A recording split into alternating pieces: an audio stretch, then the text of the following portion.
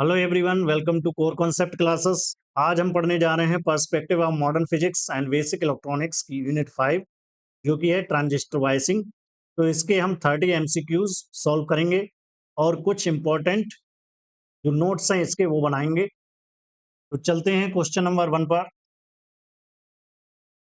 What is meant by faithful amplification in a transistor? तो एक transistor में जो फेथफुल एम्प्लीफिकेशन है इसका क्या मीनिंग है? Option A, increasing the voltage without any power loss. B, strengthening a signal without changing its shape on maximum current flow through the collector, operating the transistor in the saturation region।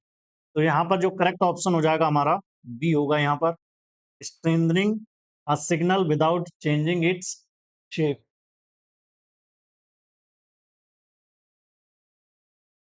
चलते हैं question number second पर।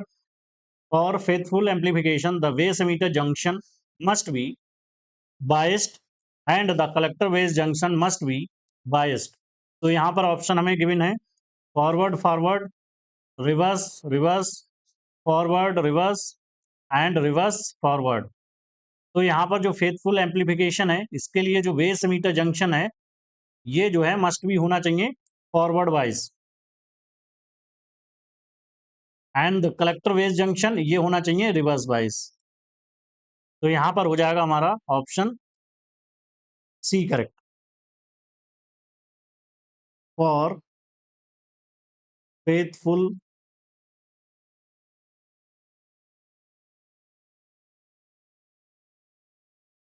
Amplification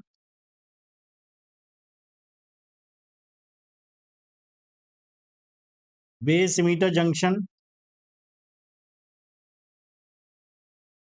should be forward wise and collector base junction must be reverse wise। तो इसको हमें याद रखना है। चलते हैं क्वेश्चन नंबर थर्ड पर। The process of raising the strength of a weak signal without any change in its general shape is known as. तो यहाँ पर जो वीक सिग्नल है इसकी स्ट्रेंथ बढ़ाने के लिए जो प्रोसेस होता है विदाउट इसकी जो शेप है उसमें चेंज किए बिना, उस प्रोसेस को हम क्या बोलेंगे?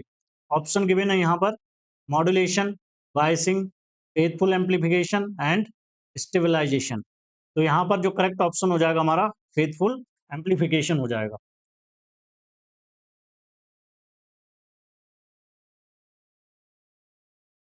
चलते हैं क्वेश्चन नंबर 4 पर। Why biasing required in transistor circuit? Transistor circuit में बायसिंग क्यों रिक्वायर्ड होती है? ऑप्शन गिवन है to keep the transistor in active region. B, to provide a proper zero signal collector current. C, to ensure the operating point doesn't shift, and D, all of the above। तो यहाँ पर जो biasing होती है इसका जो काम होता है to keep the transistor in active region, correct हो गया ये। To provide a proper zero signal collector current, ये भी करेक्ट होगा। And to ensure the operating point doesn't shift, ये भी करेक्ट होगा। तो जो करेक्ट ऑप्शन हो जाएगा इसका डी होगा यहाँ पर। Question number 5। The operating point is also known as the, जो ऑपरेटिंग पॉइंट होता है डीसी लोड लाइन में, तो इसको हम जो है बोलते हैं cut off point, question point, saturation point या पीक पॉइंट। तो इसको हम जो है बोलते हैं क्वेश्चन पॉइंट। ऑपरेटिंग पॉइंट को जो है क्वेश्चन पॉइंट भी बोलते हैं। तो ऑप्शन बी करेक्ट हो जाएगा यहाँ पर। Question number 6।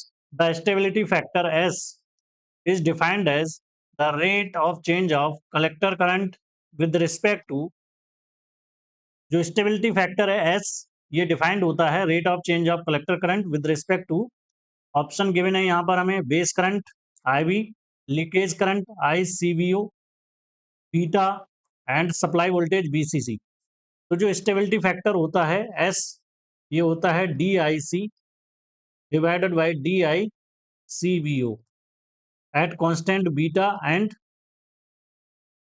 BCE। तो इसको हमें ध्यान रखना है, तो यहाँ पर हो जाएगा ऑप्शन बी करेक्ट।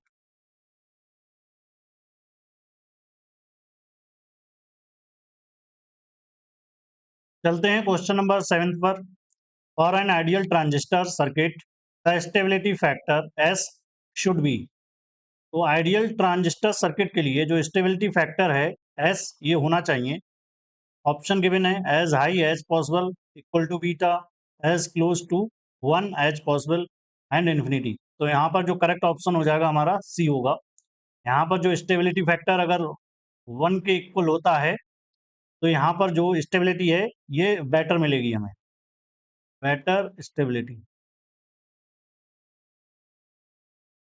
जो स्टेबिलिटी फैक्टर होता है ये इंडिकेट करता है कि जो कलेक्टर करंट है ये कितनी सेंसिटिव है टू इट्स लीकेज करंट के।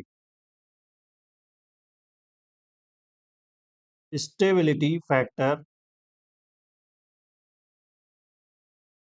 S indicates how sensitive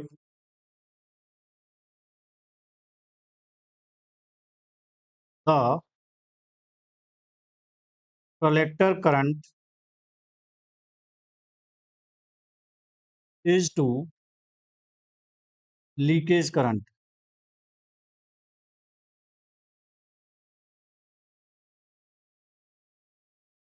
question number 8, thermal runway in a transistor is caused by. तो जो थर्मल रनवे होता है ट्रांजिस्टर में, इसका कारण है option A excessive base current, B increase in leakage current due to temperature rise, C low supply voltage, D high resistance in the ammeter.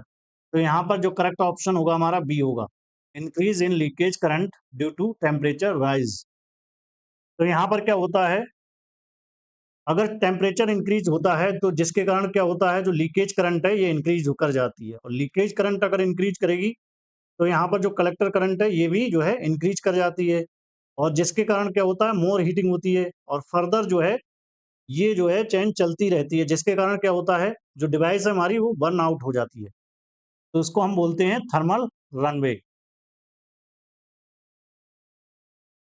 When temperature increases leakage current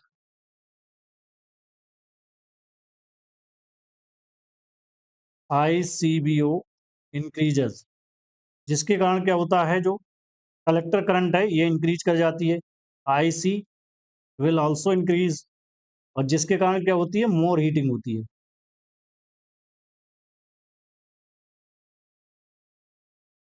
तो ये जो chain reaction है ये कहलाती है हमारी thermal runaway. Question number 9, the stability factor S prime represents the change in IC with respect to. तो यहाँ पर जो स्टेबिलिटी फैक्टर है एस प्राइम, ये रिप्रेजेंट करता है चेंज इन IC यानी collector current with respect to temperature VBE RC and beta. तो यहाँ पर जो है 3 टाइप के जो स्टेबिलिटी फैक्टर होते हैं इनको हमें याद रखना है। There are 3 types of stability factor. पहला होता है हमारा एस, DIC ऑन DICBO होता है। दूसरा होता है एस प्राइम, और इसको बोलते हैं SVBE, ये होता है DIC divided by DVBE। And तीसरा होता है एस डबल प्राइम और एस बीटा, ये होता है DIC divided by D beta. तो इनको हमें याद रखने हैं।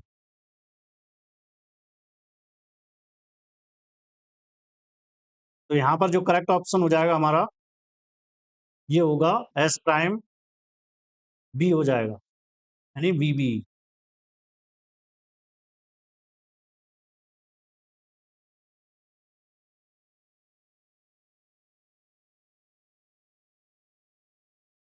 चलते हैं क्वेश्चन नंबर 10 पर। Which mathematical expression defines the stability factor S. तो यहाँ पर बताना है कौन सा मैथमेटिकल एक्सप्रेशन है जो डिफाइन करता है स्टेबिलिटी फैक्टर को। तो जो स्टेबिलिटी फैक्टर होता है एस होता है rate of change of collector current with respect to collector leakage current. तो यहाँ पर हो जाएगा D I C divided by D I C V O. तो यहाँ पर ऑप्शन जो है हमारा बी करेक्ट हो जाएगा। Question number 11, which biasing method is the simplest but provided the least stability. तो यहाँ पर जो बाइसिंग मेथड होते हैं ये चार टाइप के होते हैं, इनको हम पढ़ेंगे। पहला होता है जो है फिक्स बाइस, दूसरा होता है कलेक्टर और बेस बाइस, तीसरा होता है एमीटर बाइस और चौथा होता है वोल्टेज डिवाइडर बाइस। तो यहाँ पर जो लीस्ट होगा यानी सिंपलेस्ट और लीस्ट स्टेबिलिटी जो है प्रोवाइड करेगा ये होगा फिक्स्ड बाइस, और जो मोर स्टेबिलिटी जो है प्रोवाइड करेगा ये होता है हमारा वोल्टेज डिवाइडर बाइस। तो इनको याद रखना है। तो हमारा करेक्ट ऑप्शन हो जाएगा यहाँ पर C. Question number 12, in a fixed bias circuit the stability factor S is equal to. तो जो फिक्स्ड बाइस होता है इसमें जो स्टेबिलिटी फैक्टर एस होता है ये इक्वल टू होता है, ऑप्शन यहाँ पर गिवन है हमें, one beta, beta plus one और वन माइनस बीटा। तो यहाँ पर जो स्टेबिलिटी फैक्टर होता है ये होता है वन प्लस बीटा। तो ऑप्शन यहाँ पर सी करेक्ट हो जाएगा।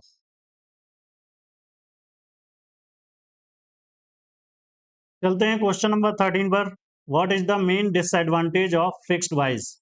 जो फिक्स्ड बाइस है इसका जो है मेन डिसएडवांटेज क्या है। ऑप्शन गिवन है यहाँ पर, it uses too many resistors, B the Q point shift drastically with temperature and beta changes, C it requires two power supplies, and D it provides too much stability. तो यहाँ पर जो correct option हो जाएगा हमारा B होगा, the Q point shift drastically with temperature and beta changes. तो यहाँ पर जो फिक्स्ड बाइस होता है ये जो है लीस्ट स्टेबिलिटी प्रोवाइड करता है, और जो वोल्टेज डिवाइडर बाइस होता है ये मोस्ट स्टेबिलिटी जो है प्रोवाइड करता है। तो फिक्स्ड बाइस has poor stability because it depends on temperature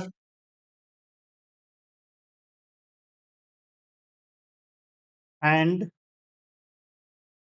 depends on beta.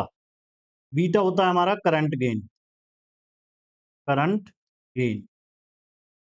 तो जिसके कारण क्या होता है जो क्यू पॉइंट है ये जो है शिफ्ट हो जाता है इजिली। तो the Q point shift easily. तो यहाँ पर ऑप्शन बी करेक्ट हो जाएगा हमारा। चलते हैं क्वेश्चन नंबर 14 पर। In emitter bias fixed bias with emitter resistor the stability is improve due to. तो जो एमीटर बाइस होता है इसमें जो स्टेबिलिटी है ये इम्प्रूव्ड होती है दैन फिक्स्ड बाइस से। तो क्यों होती है यहाँ पर ऑप्शन गिवन है हमें, positive feedback, negative feedback provided by R E, increasing the supply voltage, removing the base register. तो यहाँ पर जो करेक्ट ऑप्शन हो जाएगा यहाँ पर हमारा ये होगा बी, नेगेटिव फीडबैक प्रोवाइड किया जाता है एमीटर रेजिस्टेंस के द्वारा।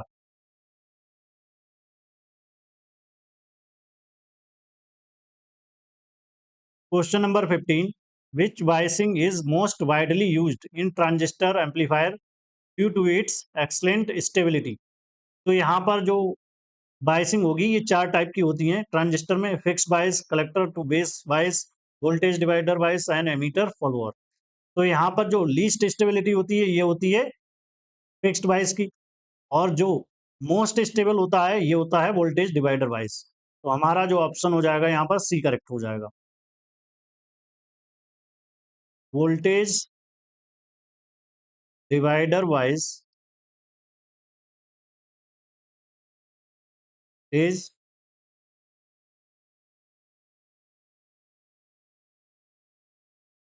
The most stable and widely used, provides good control over Q point, यानी ऑपरेटिंग पॉइंट पर इसका गुड कंट्रोल होता है।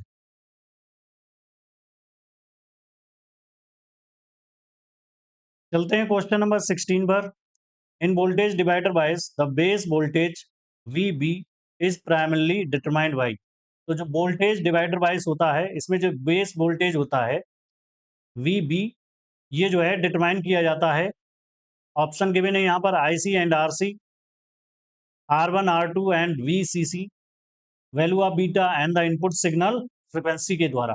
तो यहाँ पर जो करेक्ट ऑप्शन हो जाएगा हमारा बी होगा, R1 R2 एंड VCC। यानी जो बेस वोल्टेज है VB इक्वल टू होता है R2 divided by R1 plus R2 into VCC।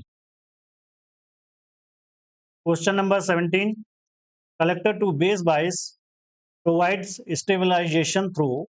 तो जो कलेक्टर टू बेस बाइस होता है, इसमें जो स्टेबलाइजेशन है ये प्राप्त किया जाता है थ्रू, ऑप्शन गिवन है voltage feedback, current feedback, temperature compensation and proper grounding. तो ऑप्शन हमारा यहाँ पर बी करेक्ट हो जाएगा, करंट फीडबैक, क्योंकि यहाँ पर जो फीडबैक है ये प्राप्त किया जाता है collector to base.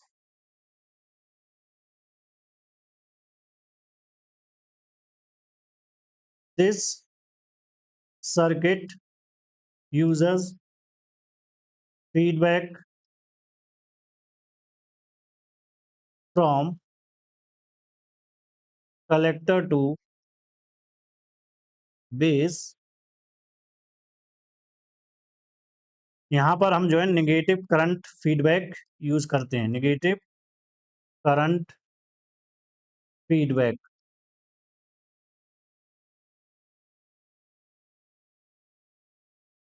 Question number 18, in a voltage divider bias circuit, if RE is increased the stability factor S will। तो वोल्टेज डिवाइडर बायस सर्किट है, इसमें अगर एमीटर रेजिस्टेंस की वैल्यू को इंक्रीज कर देते हैं तो जो स्टेबिलिटी फैक्टर है इस पर क्या इफेक्ट पड़ेगा।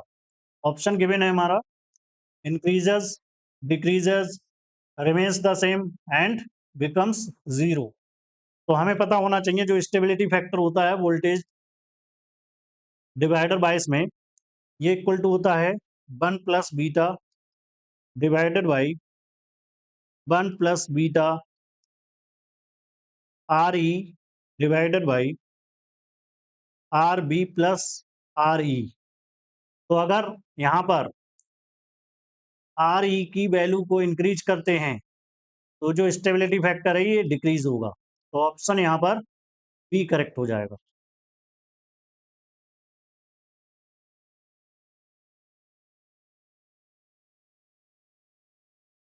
चलते हैं क्वेश्चन नंबर 19 पर। For the voltage divider bias the condition for good stabilities, यानी जो वोल्टेज डिवाइडर बायस है इसमें जो गुड स्टेबिलिटी के लिए कंडीशन होगी, ऑप्शन गिवन है RE should be very small, RTH Thevenin resistance should be much smaller than beta RE and beta should be very small and VCC must be negative। तो यहाँ पर जो है correct option हो जाएगा हमारा बी। यहाँ पर जो RTH है should be less than beta RE।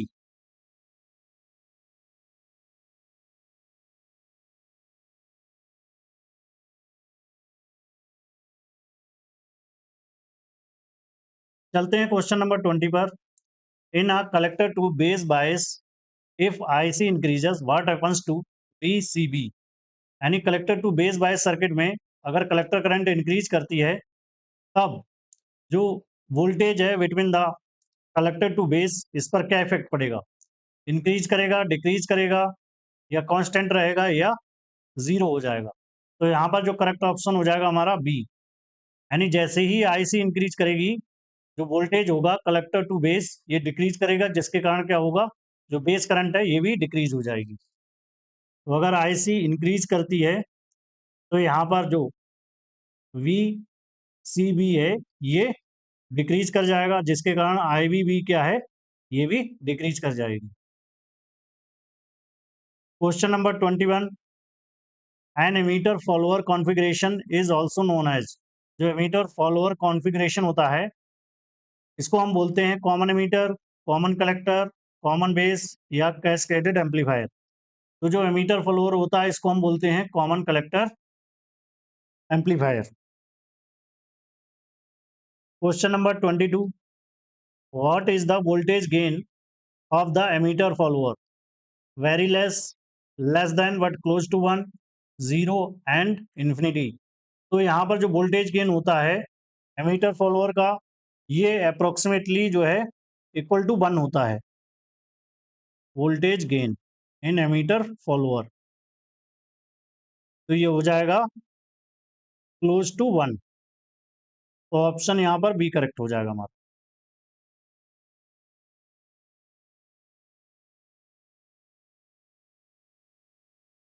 चलते हैं क्वेश्चन नंबर 23 पर। The emitter follower is mainly used for high voltage gain, impedance matching and frequency modulation और पावर रेक्टिफिकेशन।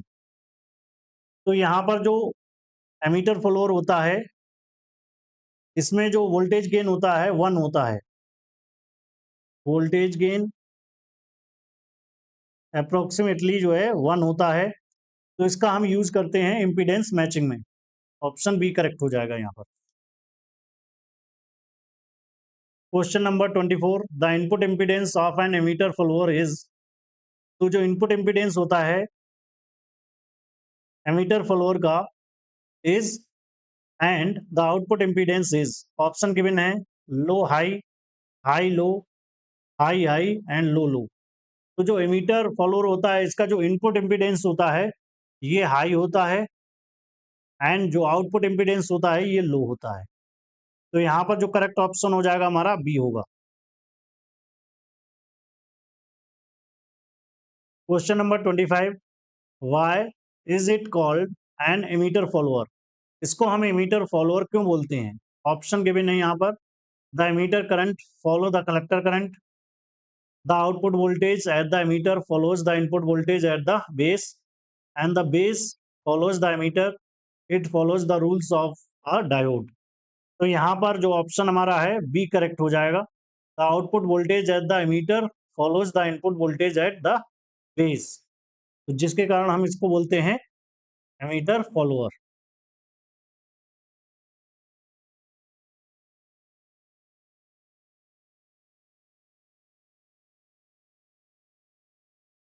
चलते हैं क्वेश्चन नंबर 26 पर।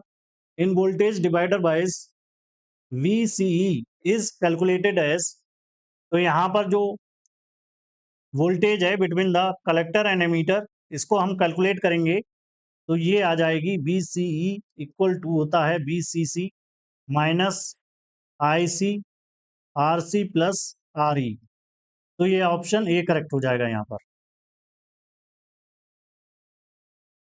चलते हैं क्वेश्चन नंबर 27 पर। The ratio of VCC to RC plus RE in DC load line represent, तो जो ratio है VCC का एंड RC प्लस RE का DC लोड लाइन में ये रिप्रेजेंट करता है।